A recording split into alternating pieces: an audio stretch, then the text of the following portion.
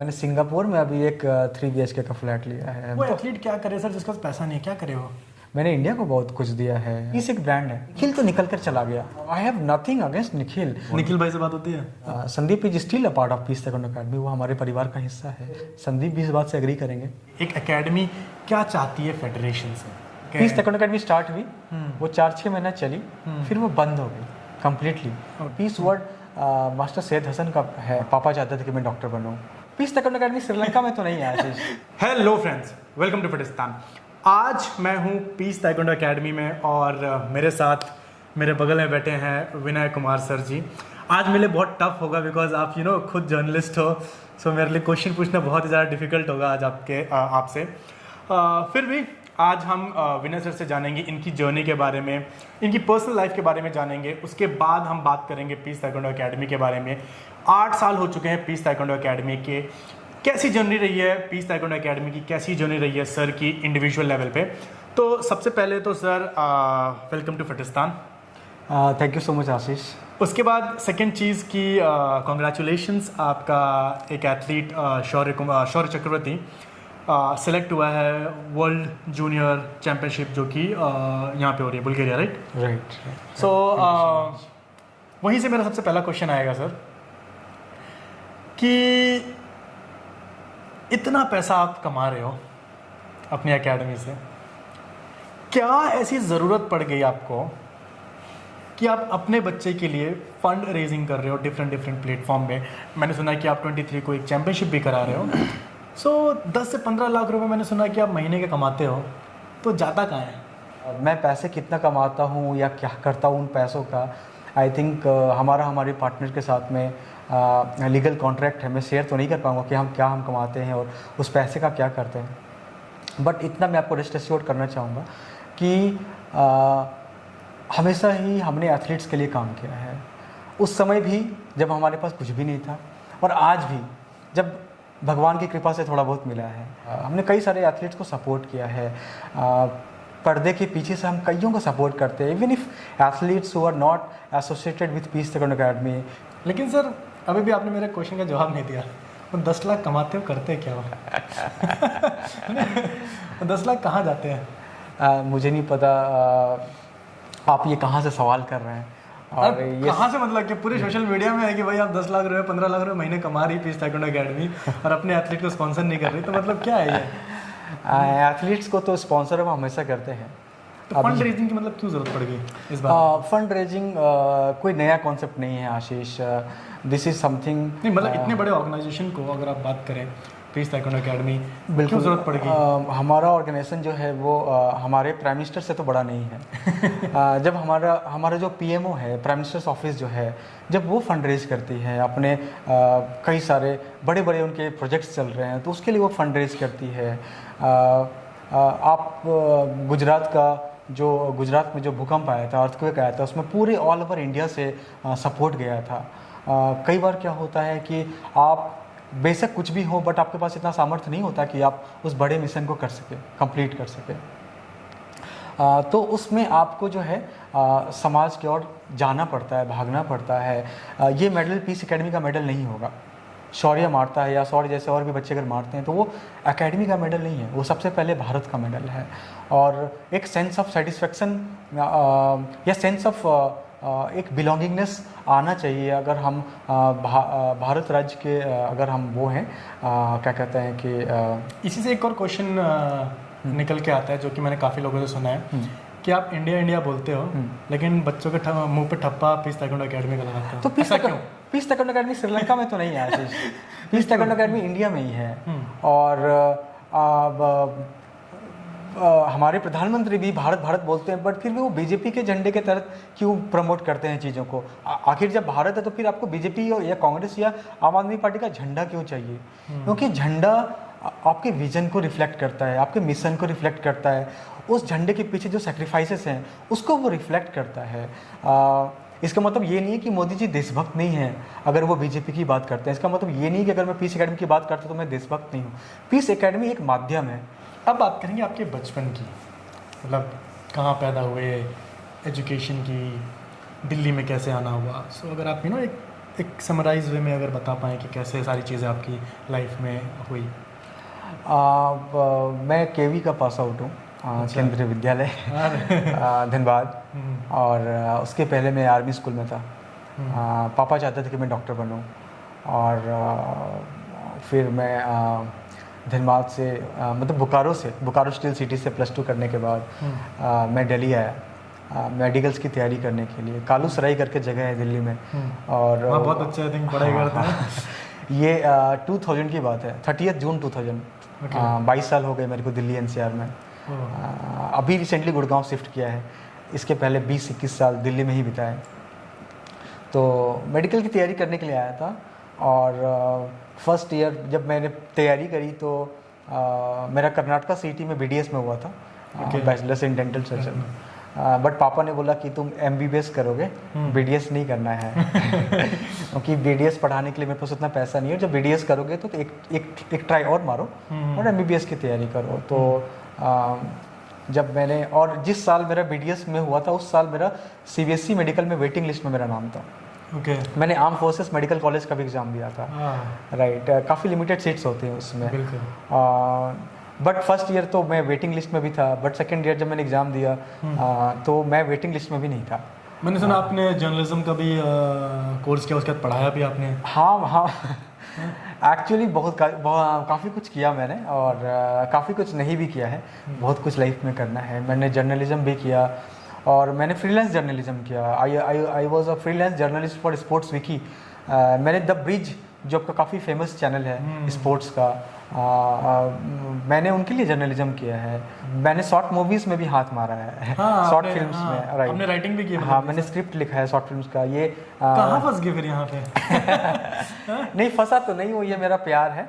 और बात करेंगे सर प्यार के बारे में। Love is blind. जब आप प्यार में पढ़ते हैं तो फिर आप आगे पीछे दाएं बाएं कुछ नहीं देखते हैं, फिर प्यार में पढ़ते हैं। प्यार हुआ कैसे? कब की बात है? कैसे ताइक्वांडो, मतलब कैसे ताइक्वांडो में आना हुआ? इतनी शिद्दत वाला प्यार कैसे हो गया? कैसे मैं आया ताइक्वांडो में, अब मुझे नहीं पता। मुझे वो डेट या दिन या साल तो याद नहीं, मगर जहाँ से मैं हूँ धनबाद, तो हमारे वहाँ पे हमारी कॉलोनी में, पापा हिंदुस्तान जिंक में थे, तो वहाँ कॉलोनी थी। तो कॉलोनी में एक टीचर आते थे कराटे सिखाने के लिए। तो मैं देखता था कराटे करते हुए बच्चों को। तो मैंने घर पे भी बोला कि मुझे थोड़ा इंटरेस्ट आ रहा है, मुझे कराटे करना है। तो पापा ने बोला कि नहीं पढ़ाई करना है, कराटे नहीं करना है। तो फिर भी मैं छुप छुप के देखता था। तो फिर मेरे अंकल का एक लड़का है सुशांत करके, तो सुशांत को मैंने बोला कि भाई तू कर, मैं तेरे को सपोर्ट करूंगा पीछे से।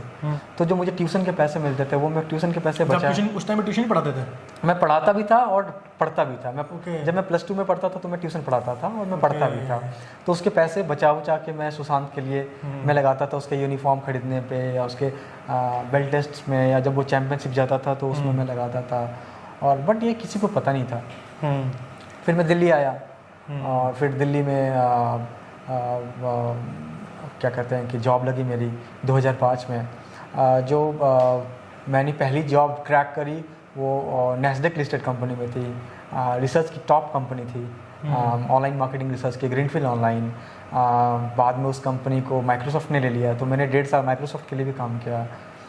I work for Rakuten also, कई सारे लोग जानते नहीं हैं। मैं कॉर्पोरेट बैकग्राउंड से आता हूँ, ताइक्वांडो से मेरा रोजी रोटी नहीं चलता है। एग्जैक्टली, आप कॉर्पोरेट बैकग्राउंड से आते हो, ताइक्वांडो में कैसा, मतलब कब मास्टर हसन से मिले, कब ऐसा हुआ कि नहीं यार अपनी एकेडमी करनी चाहिए? तालकोटा स्टेडियम पे एक इवेंट चल रहा था, कुकी वन का, एम्बेसडर्स का। तो एम्बेसडर्स कप में मैं स्टेडियम में था और मैं मैच देख रहा था पूरा का पूरा, क्योंकि मेरे को हमेशा होता था शुरू से, मेरे को तड़प थी एक कि मुझे जो भी ताइक्वांडो में बेस्ट हो रहा है उसके करीब रहना है, मुझे उस माहौल में रहना है। ठीक है, even though I was working for top MNC companies, but still whatever जो भी टाइम मुझे मिलता था मैं हमेशा टाइम निकाल के आता था, मैचेस देखता था उनके। तो जब मैंने वो मैच में देखा तो मुझे लगा कि यार ये बंदे में कुछ अलग सा स्पार्क है। मैं उनके पास गया, मैंने, वो लंगड़ा रहे थे, वॉज लिम्पिंग। मैं उनके पास गया, मैंने बोला कि आप लंगड़ा रहे हो, पैर में चोट लगे? बोला हाँ। फिर मैंने उनके लिए वो स्प्रे का जुगाड़ किया उनके लिए। फिर मैं गया और मैंने उनको दिया, फिर उन्होंने स्प्रे लगाया। फिर मैंने बोला कि मैं आपसे कुछ बात करना चाहता हूँ। तालकोटरा स्टेडियम में एक बरगद का पेड़ है, बरगद के पेड़ के नीचे मैं उनको लेकर, वैसे सारे ज्ञान बरगद के पेड़ के नीचे ही मिलते हैं बट बरगद के पेड़ के नीचे मैं उनको लेकर गया, मैंने बैठाया, मैंने बोला कि there is something very personal that I would like to share with you, मेरा एक ड्रीम है and I want you to be a part of the dream. तो उन्होंने बोला कि क्या सपना है, तो मैंने बोला कि मैं चाहता हूँ कि मेरी बेटी इंडिया के लिए ओलंपिक मेडल लेकर आए और आप उस सपने में साझेदार बनो, you become a part of that dream. उन्होंने बोला कि बेटी कितनी बड़ी है, तो मैंने बोला कि अभी तो वो 2 साल की है। तो वो हंसने लगे, वो बोला कि यार आपकी बेटी बहुत छोटी है। तो मैंने बोला कि हाँ मैं जानता हूँ मेरी बेटी बहुत छोटी है, but I think this is a time जहाँ पर हम उसके सबकॉन्शियस माइंड के साथ काम करें, साइकोलॉजिकल एस्पेक्ट पे काम करें। और जब मेरी बेटी जब एक वर्ल्ड चैम्पियन के साथ में ट्रेनिंग करेगी तो उसका एक साइकोलॉजिकल एडवांटेज उसे मिलेगा। ट्रू। मैंने बहुत because our coach that time was employed with KCC, Korean cultural centre में वो कोच थे वो। और उस टाइम पे उनको, हमारे कोच को हुंडई इओन कार भी मिला था जब वो best player of the tournament बने थे। और उन्होंने लिटरली सबको वन साइडेड मारा था, अमेजिंग स्पार्ट, किसी को भी टिकने नहीं देते थे रिंग के अंदर में। तो जब मैंने उनको बोला और मैंने कन्विंस किया कि मुझे एटलीस्ट आप मेरी बेटी को कम से कम सप्ताह में 1 दिन तो सिखाओ, तो उन्होंने मुझे बोला कि मेरे भाई साहब हैं मास्टर सैयद हुसैन, और वो जो है उन्होंने एक एकेडमी खोली है पीस ताइक्वांडो अकेडमी करके, तो आप वहाँ पे अपनी बेटी को लेकर आ सकते हैं। मास्टर सैयद हुसैन और मास्टर सैयद हसन ये वही लोग हैं जिन्होंने टोकस ताइक्वांडो अकेडमी में भी ट्रेनिंग दिया हुआ है। हाँ, तो इनका शुरुआत वहीं हुआ मुनीरका से। हाँ, मुनीरका से। और काफ़ी उम्दा, मतलब बेहतरीन खेल इनका, और काफ़ी अच्छा खेलते हैं ये लोग। जितना अच्छा खेलते हैं उससे ही अच्छे इंसान, बेहतरीन इंसान। मतलब जो पीस वर्ड है वो हुसैन सर का है। पीस वर्ड जो है वो मास्टर सैयद हसन का है। अच्छा, पीस वर्ड मेरा दिया हुआ नहीं है, इट्स नॉट, वो मेरा कॉइंड वर्ड नहीं है। Peace word master Syed Hasan का है, कॉइन किया हुआ वर्ड है। और पीस क्योंकि अफगानिस्तान में शांति नहीं थी, और अफगानिस्तान में बहुत वार था और सब कुछ था, तो चूँकि वहाँ पीस नहीं होने के कारण वो इंडिया आए थे, तो वो पीस नाम उन्होंने वो किया। और इनफैक्ट पीस का जो लोगो है वो भी मास्टर सैयद हसन ने डिज़ाइन किया है, राइट। और उसके बाद जो उसमें इम्प्रोवाइजेशन हुआ है, बाकी सारी चीज़ें हैं, वो सब हम लोगों ने किया है। But I think peace was never my baby, it was always master Syed Hasan's baby. मैंने सारी कॉर्पोरेट फिलॉसफी जो है पीस एकेडमी के अंदर डाली हुई है। आपने पीस ताइक्वांडो अकेडमी आपने स्टार्ट कर दी। हाँ। सो इनिशियल लेवल पे, बिकॉज जब आप अपनी एकेडमी स्टार्ट करते हो तो जो लोकल प्लेयर रहते हैं, जो लोकल जिनकी एकेडमीज ऑलरेडी रहती हैं, सो मतलब होता है ना, उनकी तरफ से ऑब्वियसली बात है आपको चैलेंजेस आए होंगे। सो इनिशियल जब कोई अपनी एकेडमी स्टार्ट करता है तो किस तरीके के चैलेंजेस आपको फेस करने पड़े, ये मेरा पहला क्वेश्चन। और जब आपने बात की कि मास्टर हसन के जो भाई हुसैन थे उन्होंने पीस एकेडमी स्टार्ट की थी, सो वो आपके साथ कैसे कोलैबोरेट हुआ, ये क्या चीज़ थी? Peace taekwondo academy master Syed Hussain ने स्टार्ट तो किया था, बट वो चला नहीं पाए। तो आपको हैंड ओवर करके गए? नहीं, हैंड ओवर नहीं। ये एक तरह का, जैसे फिनिक्स बर्ड के बारे में आपने सुना है, वो मर के फिर अपने राख से दोबारा जिंदा होती है। तो पीस की कहानी कुछ इस तरह से है। पीस ताइक्वांडो अकेडमी स्टार्ट हुई, वो 4-6 महीना चली, फिर वो बंद हो गई कम्प्लीटली। फिर 4-6 महीने के बाद मैंने उसको दोबारा रिवाइव किया। मैंने उसको दोबारा स्टार्ट किया पीस ताइक्वांडो अकेडमी को।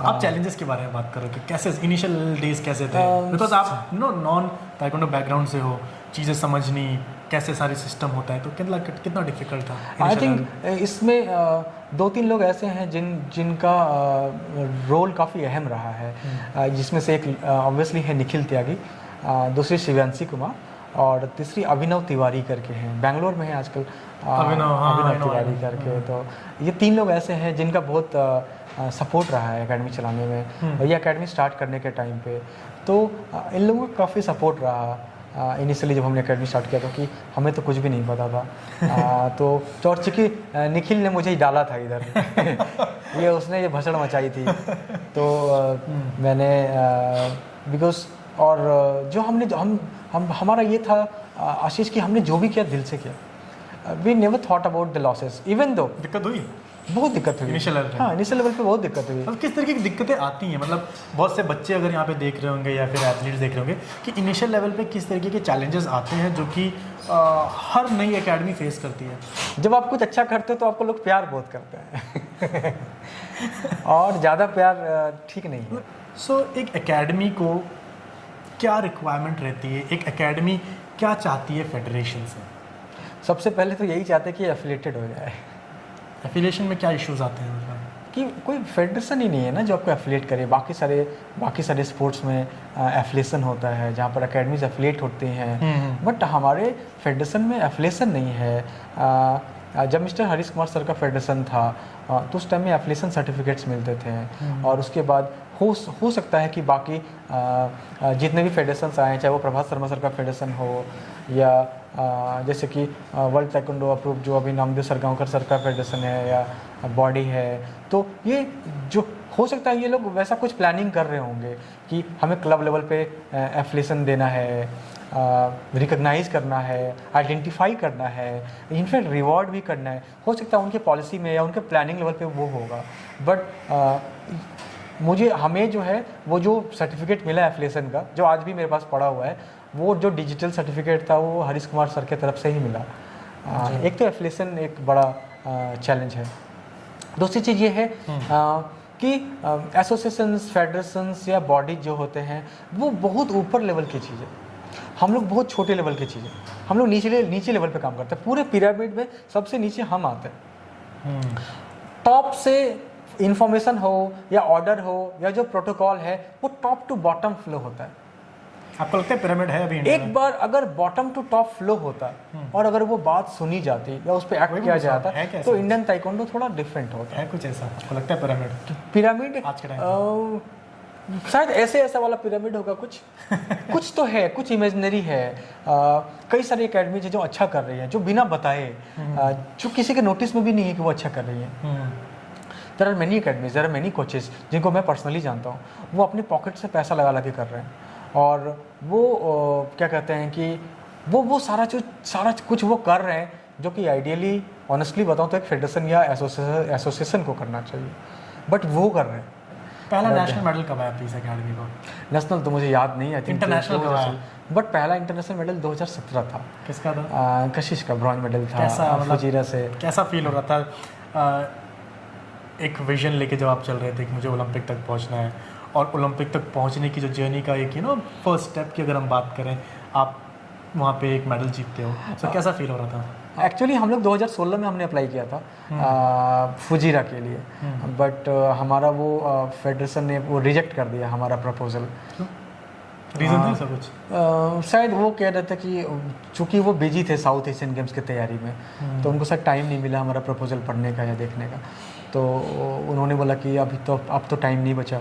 और जब उन्होंने हमारा प्रपोजल सुना और जब उन्होंने एग्री किया तब तक काफ़ी लेट हो चुका था, तब तक फ़्लाइट के चार्जेस भी काफ़ी ऊपर हो चुके थे और वो भी काफ़ी ऊपर हो चुके थे, मतलब वीज़ा चार्जेस भी और बाकी सारे भी होटल के चार्जेस काफ़ी ज़्यादा बढ़ जाते हैं, वो तो हमने ड्रॉप कर दिया उसको। मगर हमने उस अपॉर्चुनिटी को यूटिलाइज़ किया।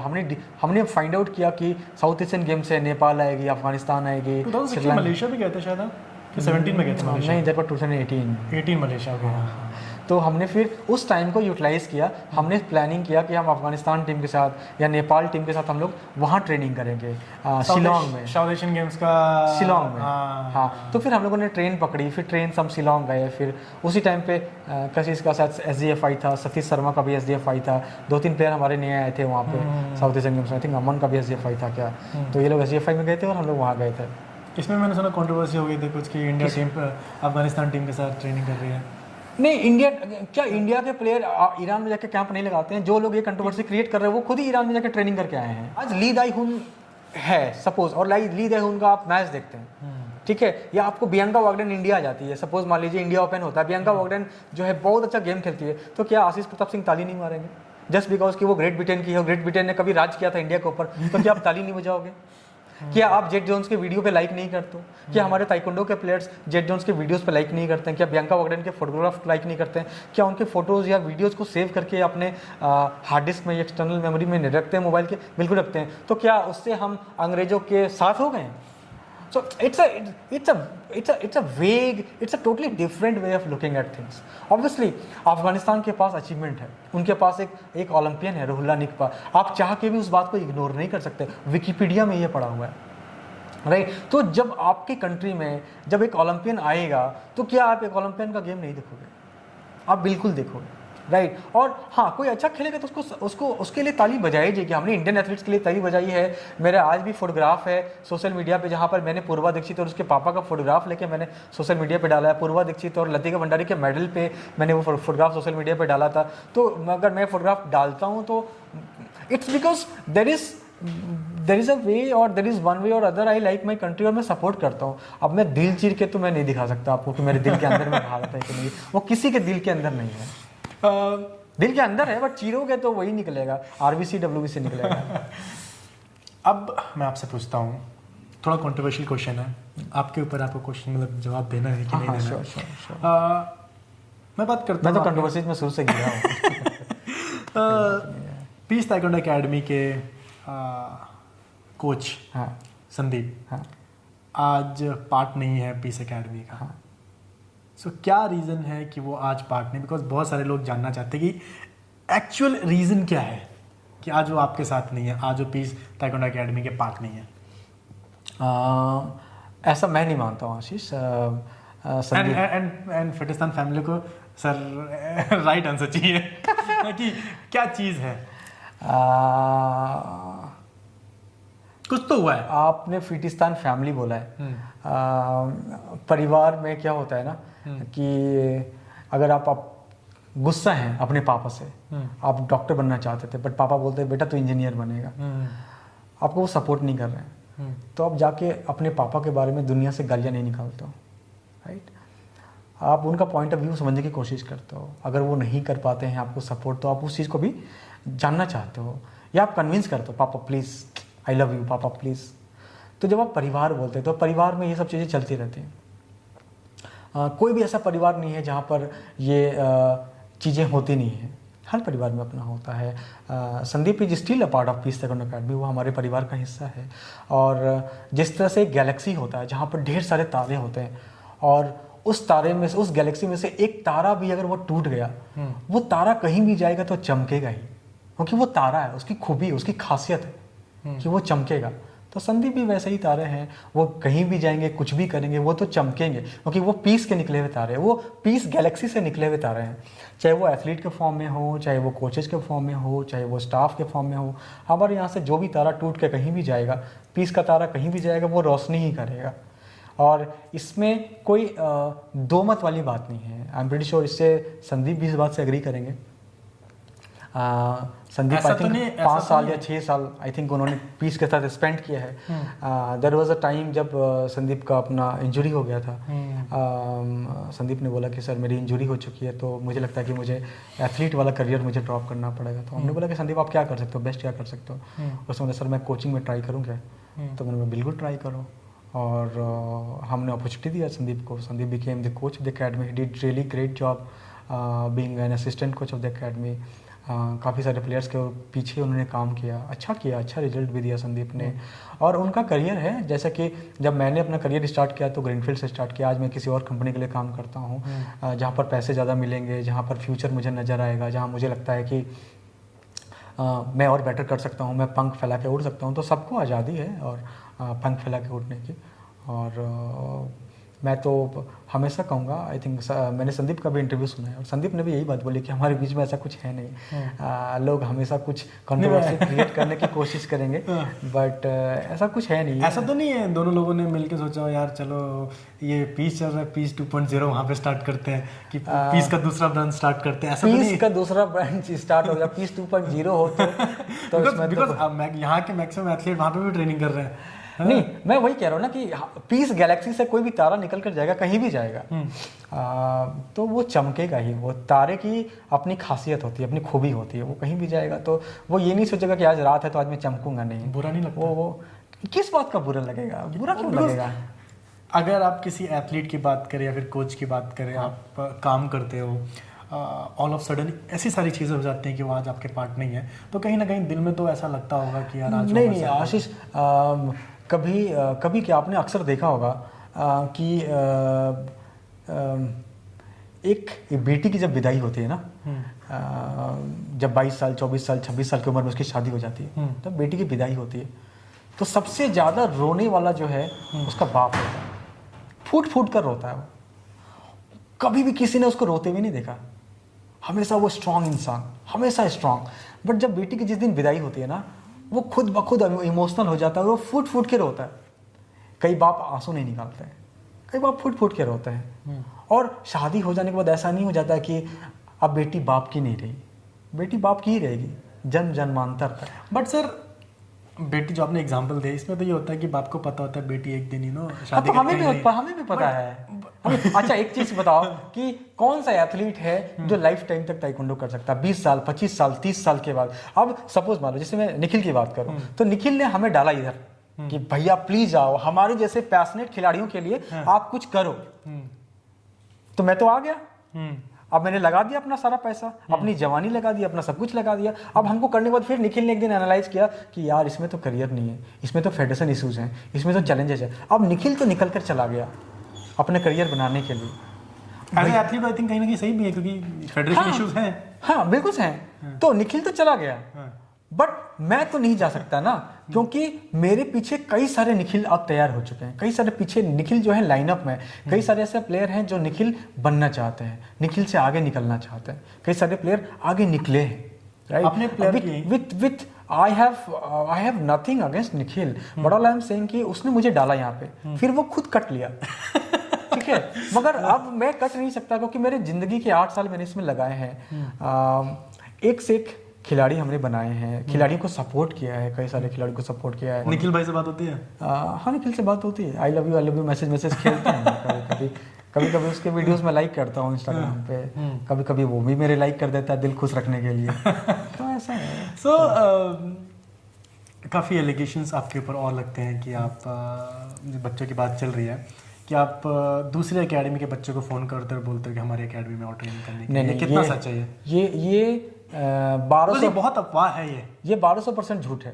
अच्छा, 1200%। अच्छा। आज तक मेरे अपने करियर में आज तक मैंने किसी को फ़ोन नहीं किया, बुलाया तो नहीं कभी, एटलीस्ट कम से कम। बिकॉज पीस एक ब्रांड है, राइट? आप एडिडास का ब्रांड जाके आउटलेट से खरीदते हो, आउटलेट वाला उठ के आपके घर नहीं आ जाता है। तो पीस को हमने एक ब्रांड बनाया है।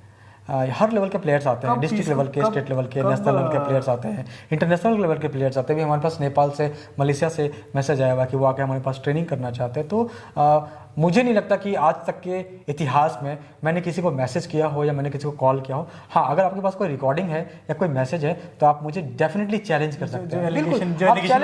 चैलेंज कर सकते हैं। जो एलिगेशन लगाता है वो भाई कमेंट बॉक्स में। हाँ, तो कमेंट बॉक्स में, हाँ, जिन्होंने भी ये एलिगेशन लगाया है कि मैंने किसी को कॉल करके बुलाया है पीस ताइक्वांडो अकेडमी या मैंने किसी को मैसेज किया है, तो ऑब्वियसली अपना स्क्रीनशॉट जो है वो जरूर फिटिस्तान के चैनल पे, यूट्यूब चैनल पे आप डाल सकते हैं। और उस कमेंट को या उस स्क्रीनशॉट को डिलीट नहीं किया जाएगा। नहीं, पिन भी कर देंगे। हाँ, उसको पिन किया जा सकता है। बट ये 1200% झूठ है, ये एलिगेशन है। आपने ब्रांड के बारे में बात की कि पीस एक ब्रांड है। सो मतलब कब आपको ये लगा कि पीस ताइक्वांडो एकेडमी से बड़ा होके अब एक ब्रांड बन चुका है?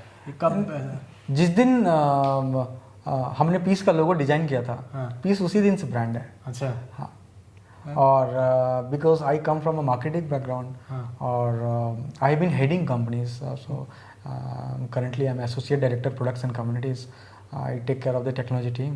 कई सारे लोगों को पता नहीं है, उनको लगता है कि मेरी दुकान चल रही है ताइक्वांडो से, मेरा घर परिवार चल रहा है, मेरी रोटी दाल चल रही है ताइक्वांडो से। 10 लाख रुपया 10 लाख।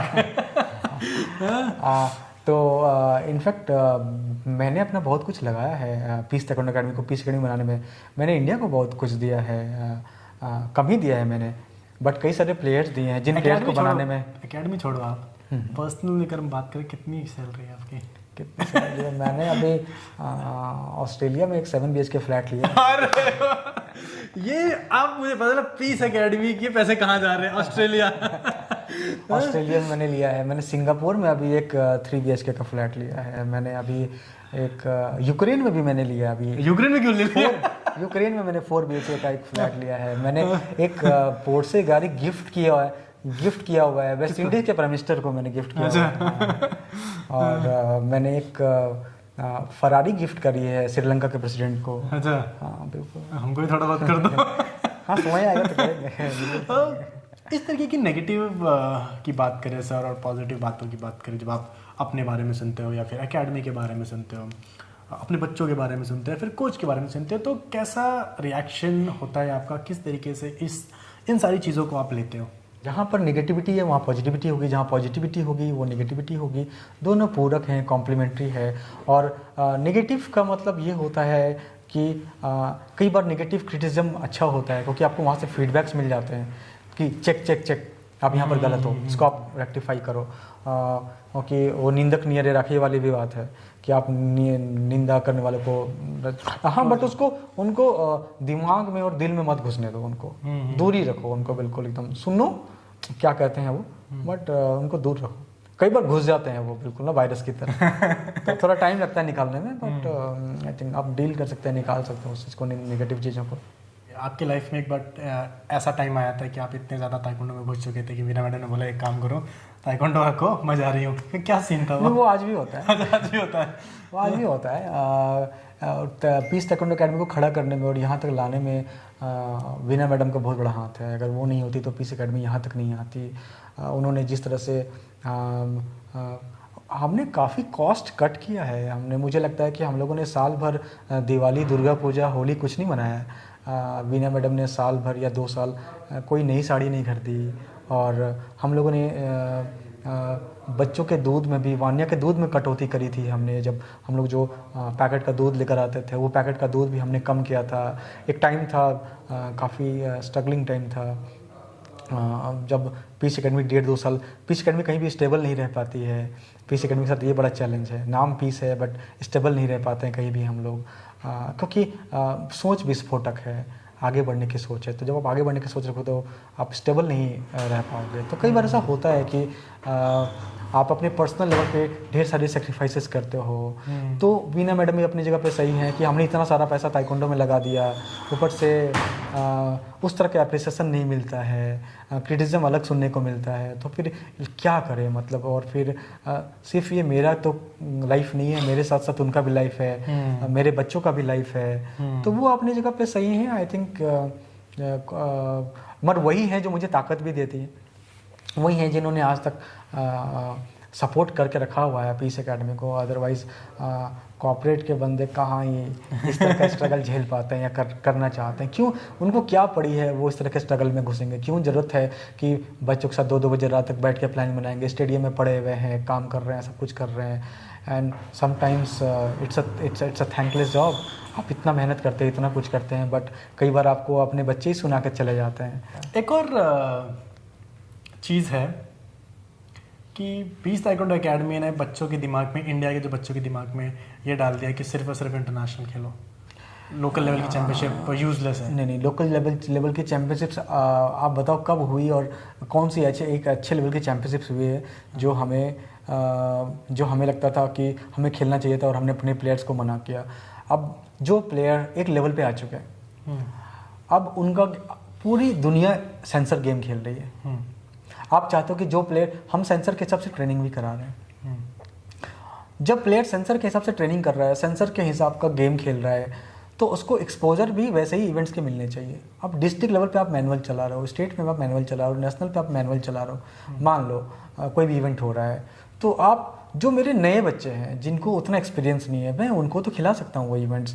बट आप मुझे बोलें कि जो मेरे टॉप प्लेयर्स हैं, जो सेंसर ही गेम खेलते हैं, जिनका गेम ही सेंसर का है, तो उनको मैं कैसे किसी एक लोकल लेवल के मैनुअल गेम में मैं उनको भेज दूँ खेलने के लिए, जहाँ पर उनको ना एक्सपोजर मिलना है, ना नाम मिलना है, कटनी छटनी अलग से होनी है, ठीक है। तो उस इवेंट में मैं कैसे भेज दूँ? तो ये रीज़न है। मैं सिर्फ प्लेयर्स को इंटरनेशनल ही भेजता हूँ, ऐसा नहीं है। बिकॉज इसने ऐसा चीज़ कर दिया है कि आजकल एथलीट पूछता है कि इंटरनेशनल जाना है मुझे, ओपन चैंपियनशिप्स खेलनी है। ओपन चैंपियनशिप्स खेलना है क्योंकि कहीं ना कहीं उसको ये लगता है कि आप पिछले 4 साल का डेटा निकाल लो, ठीक है। पिछले 4 साल का डेटा अगर आप निकालोगे आशीष, तो आप ये पाओगे कि जो भी प्लेयर्स कॉल किए गए हैं किसी भी इवेंट के लिए, वो प्लेयर्स थे जिनकी रैंकिंग पॉइंट्स टॉप 8 थी। ऑल इंडिया रैंक अगर टॉप 8 है तो आप जाओगे। I think this is one of the reasons. अगर आप टॉप 8 में नहीं हो तो आप एलिजिबल ही नहीं हो ना, राइट? और तो वो एथलीट क्या करे सर जिसके पास पैसा नहीं है, क्या करे वो? छोड़ दे गेम? तो जब हमारे पास पैसा नहीं था तो हमने क्या किया? हमने ताइक्वांडो छोड़ दिया? नहीं, आप रिसोर्सेज के लिए स्ट्रगल करते हो। समझे बच्चों, तो आप स्ट्रगल करना है आपको, आपका स्ट्रगल आपको करना, कोई और नहीं करेगा। ऐसा है आशीष कि कई बार हमारे पास ऐसे बच्चे आते हैं जो हमें कहते हैं कि सर हमारे खून में ताइक्वांडो है और हम वर्ल्ड चैंपियन बनना चाहते हैं, एशियन गेम्स बनना चाहते हैं, सर आप हमारे लिए क्या कर दोगे? तो ये बच्चों को देखना है, हम क्या कर देंगे आपके लिए? आपको खुद करना है अपने लिए। जब आपके अपने माँ बाप नहीं कर पा रहे हैं अपने लिए तो हमसे क्यों उम्मीद लगा बैठे हो? हम सपोर्ट कर सकते हैं, राइट? हम वो भी तब जब आप एक लेवल पर आ जाओ। आज पीस ताइक्वांडो अकेडमी के ऊपर जितने सारे भी एलिगेशंस लगते हो, मगर पीस ताइक्वांडो अकेडमी ने एक पोजीशन किया है ताइक्वांडो ऐसे स्पोर्ट को जो कि हमारा काम नहीं था। हमने इंडिया के बेस्ट जो स्पोर्ट्स रिलेटेड एनजीओज हैं, जो स्पोर्ट्स के फील्ड में काम कर रहे हैं, जो एनजीओज, उनके साथ हमारे प्लेयर्स का टाई अप है, जहाँ से वो एक्सपोजर मिल रहा है, वो विजिबिलिटी मिल रही है, प्लेयर्स मीडिया में आ रहे हैं, उनके आर्टिकल्स आ रहे हैं। वो तब हो रहा है ना जब उन्होंने वो सस्टेन किया, जब वो मेडल मारे, जब हमने वो उनको रास्ता दिखाया, जब हमने वो रोड मैप उनको बना के दिया। आज ये कहना आसान है कि तो जो ये करते वो तो नॉर्मल चीज़ है, बट जिस टाइम पे पूरा अंधेरा था, कुछ भी नहीं था, कुछ भी नहीं था, हमने उस टाइम पे भी अब अपने आप पे भरोसा करके, अपने खिलाड़ियों के ऊपर भरोसा करके, अपने मेहनत के ऊपर भरोसा करके, ऊपर वाले के ऊपर भरोसा करके हमने रास्ते निकाले। जब कुछ भी नहीं था तब भी हम जिंदा थे, हम सांस ले रहे थे, हमारे अंदर आगे बढ़ने की चाह थी और हम कर रहे थे। ऑब्वियसली हम जो कर रहे थे उसको हम मार्केट भी कर रहे थे, बिकॉज मैं बिजनेस बैकग्राउंड से आता हूँ, मैं कॉर्पोरेट बैकग्राउंड से आता हूँ, और अगर आप चीज़ों को मार्केट नहीं करोगे, पोजीशन नहीं करोगे, तो आपके स्पोर्ट को जानेगा कौन?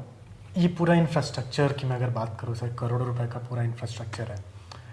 इतना इंफ्रास्ट्रक्चर लगाते हो आप, मतलब इतना कॉस्ट है करोड़ों रुपए में, मेहनत करते हो दिन रात, बच्चे 8 घंटा 6 घंटा मेहनत करते हैं, लेकिन जब कोई मेजर चैंपियनशिप आती है बच्चे जा नहीं पाते हैं। तो एक एकेडमी को, एक कोच को, एक पूरे मैनेजमेंट को कैसा फील होता है उस टाइम पे? सबसे पहले मैं बताऊं कि ये जो करोड़ों रुपए का है जो इंफ्रास्ट्रक्चर है, ये मेरे अकेले का नहीं है। नहीं, मतलब मैं एक एग्जांपल ले रहा हूं, मतलब कोई भी एकेडमी हो, हाँ। मतलब पैसा लगाती है, अपने एकेडमी सेटअप करती है, मैट हो गया, इक्विपमेंट हो गया, सारी चीज़ लगाती है, ट्रेनिंग देती है, लेकिन उसके बाद जब बच्चा जा नहीं पाता, इतनी मेहनत, मतलब बेसिकली मेरे कहने का मतलब ये, इतनी मेहनत करने के बाद जब बच्चा नहीं जा पाता है तो एक मैनेजमेंट को, एक कोच को किस तरीके से फील होता है? मतलब क्या उसका रियल फील है? इतना मेहनत किया, इतना सब कुछ किया, जिस भी कारण से आशीष, बट अगर एशियन चैंपियनशिप नहीं खेल पाते हैं, ये कहीं ना कहीं तो ये कंट्री का लॉस है, ये कलेक्टिव लॉस है कंट्री का, मतलब हर तरीके से। बट किसको बोलोगे आप? साई बोलेगा कि जी मेरी गलती नहीं है, फेडरेशन बोलते हैं जी मेरी गलती नहीं है। आशीष 8 साल हो गए मुझे ताइक्वांडो में। ताइक्वांडो में कभी मैंने प्रोफेशनली खेला नहीं, मेरे पास येलो बेल्ट भी नहीं है, बट ताइक्वांडो स्पोर्ट को मैं काफ़ी बारीकी से जानता हूँ, काफ़ी समझता हूँ। इन 8 सालों में कभी किसी एसोसिएशन या फेडरेशन ने मुझे बुलाया नहीं मेरे इनपुट्स के लिए। 24 की बात करें सर, ओलंपिक की, क्या लगता है कि आपको आज के जो हालात देखते हो, आज के एथलीट्स को अगर आप देखते हो परफॉर्मेंस के हिसाब से, कौन से ऐसे एथलीट हैं परफॉर्मेंस के हिसाब से? बिकॉज आपने पहले बोला कि आप काफ़ी क्लोजली ताइक्वांडो को फॉलो करते हो, चाहे नेशनल की बात हो चाहे इंटरनेशनल की बात हो। सो इंडिया में आपको कौन से ऐसे एथलीट लगते हैं कि जो आपको लगता है 2024 ओलंपिक में इंडिया को मेडल दे सकते हैं या फिर क्वालिफाई कर सकते हैं? कौन से ऐसे कुछ एथलीट है? सबसे पहले बात करते हैं फीमेल में। ये 2022 का एशियन गेम्स बता देगा। चलो एशियन गेम्स की बात 2022 के एशियन गेम्स की बात करते हैं, बिकॉज ज़्यादा टाइम नहीं बचा हमारे पास, सितंबर में एशियन गेम्स के डेट भी आ गए हैं, नेक्स्ट सितंबर पे है। तो कौन से आपको ऐसे एथलीट लगते हैं कि जो अभी देखो अब एशियन गेम्स के लिए टीम जाती भी है कि नहीं, बट फिर भी आपको क्या लगता है कि एथलीट की अगर हम बात करें, एथलीट्स में एक वेट उठाते हैं। सपोज मान लो अभी जैसे कि उन्होंने आई थिंक जहाँ तक 49 में Anisa Aswal, she is a promising athlete, no doubt about it, अच्छा खेलती है, अच्छा खिलाड़ी, मेरी पसंदीदा खिलाड़ी में से है। अच्छा 53 Latika age of now, Latika 57 में कशिश, अंडर 67 में मे बी मार्गरेट, और 62 kg में आफरीन हैदर, आफरीन अच्छी खिलाड़ी है। And 62 she is rank 1, 1 2 3 4 5 5 he weight category ना, अंडर 62 आई थिंक नहीं है। अगर अंडर 62 नहीं, अगर आप 62 केजी की, वो तो डिपेंड करता है वो कौन सा वेट लेके जाते हैं, हाँ। बट 62 केजी में आफरीन हैदर है, 67 केजी में it will be Margaret. Over 67 में हमारे पास रुदाली है। ओके, बॉयज़ की बात करें अंडर 58। अंडर 58 की बात करें तो अंडर 58 में दो प्लेयर हैं बहुत अच्छे अच्छे, हाँ। और एक अमन कादियान, जिसको आप काट नहीं सकते।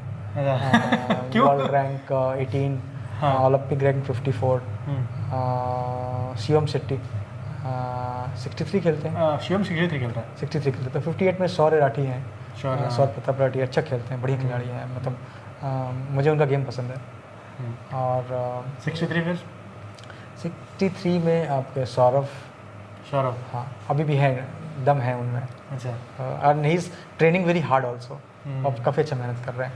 68 केजी में एक बिल्कुल नया सा बंदा आया है मेरे को। 58 में नीरज भी है, नीरज चौधरी, अच्छा खिलाड़ी है, मतलब इज अ नाइस प्लेयर। और मैंने आपको एक नाम बोलने के लिए, आप सबके नाम गिना रहे हैं मेरे को। नहीं, सबके सब अच्छे हैं, सब अच्छे हैं, सब एक ले लो ना, सब अच्छे में से एक, मतलब ना सब बेस्ट ऑफ बेस्ट। नहीं, मैं सब बराबर ही हैं, मतलब बराबर। तो 68 में एक गुजरात वाला यशराज गोयल। यशराज गोयल, वो गेम बहुत ही बिल्कुल मॉडर्न गेम है उसका। अंडर 80 वुड बी नवजीत मान, इफ ही प्लेज अंडर 80।